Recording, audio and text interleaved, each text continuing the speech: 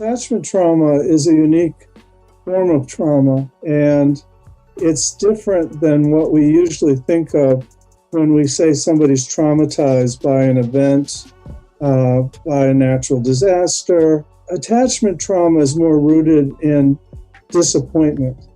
So we can be gravely disappointed as children and all the way through our lifespan.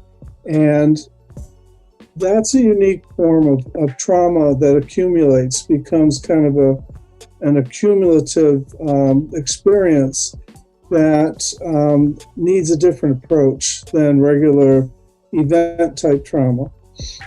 So there's many ways to look at attachment trauma. As I said, the first one is it's an aggregate. It's an accumulated amount of trauma.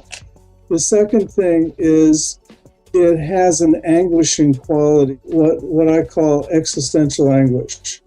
And what defines existential anguish and attachment trauma is the fact that anybody carrying that much unresolved trauma knows what it is to feel helpless, knows what it is to do what they call learned helplessness. And learned helplessness is kind of defined as being in a situation that you don't feel you can change. You just have to endure it. And for many people with attachment trauma, they've been enduring the same conditions because they were dependent growing up on a caregiver. And they learned that they had no personal sense of agency to stand up for themselves.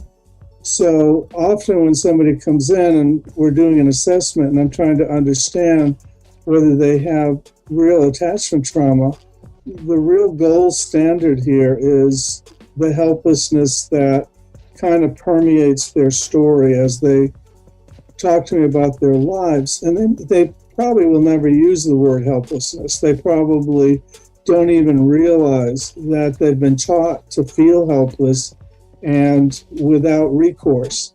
So, from the earliest days of therapy, attachment trauma has to be addressed by the healer or clinician in such a way that the client starts to hear that the therapist understands this almost better than they do, and they can bring it up. And the minute the therapist starts to get all the facts, the historical facts of the person's life, they can come back at the client and feed back to them, oh, this is attachment trauma for these reasons.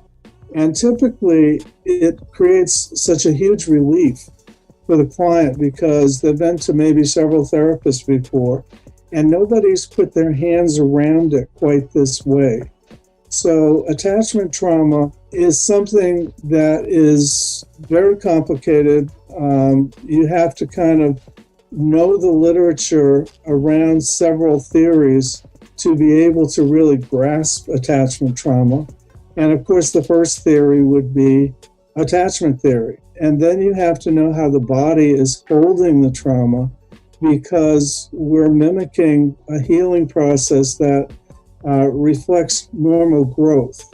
And when we all grow up, we feel things in our body before we register them as emotions or as thoughts.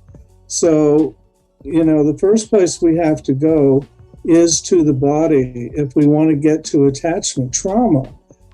But the unexpected part of all this is when somebody feels something spark in their body, they feel activation in their body like heaviness. The movement from a physical sensation to an emotional sensation has a gap in it.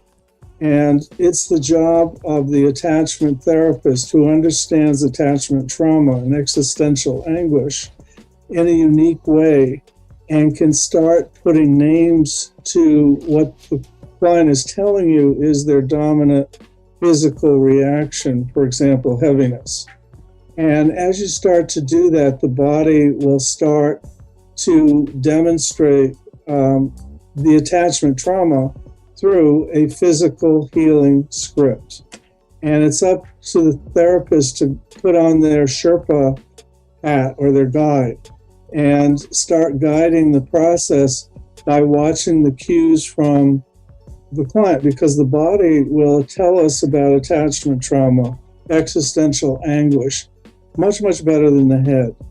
And so we have to be on top of what is subtle and happening in the client and try to be a step ahead of the client, because we're filling a gap that ordinarily a parent would fill for a young child that feels something and then is uncertain about the emotion, and the parent will kind of put it into context and give it meaning for the child. The same thing happens in attachment therapy.